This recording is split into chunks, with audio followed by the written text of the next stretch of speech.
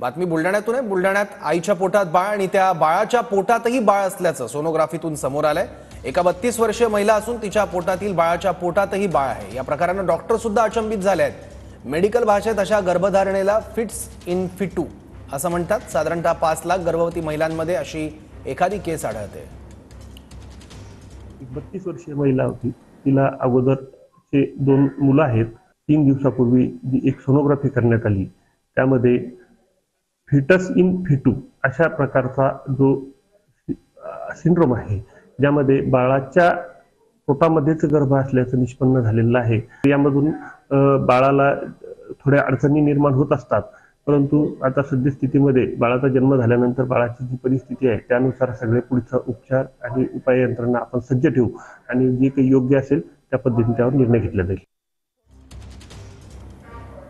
आईच्या पोटात बाळ आणि बाळाच्या पोटात सुद्धा बाळ दिसल्याची एक दुर्मिळ घटना घडलेली आहे। हा एक सिंड्रोम असल्याचं डॉक्टरांचं म्हणणं आहे आणि 5 लाख महिलांमध्ये एकीला हा होतो असंही डॉक्टरांचं म्हणणं आहे।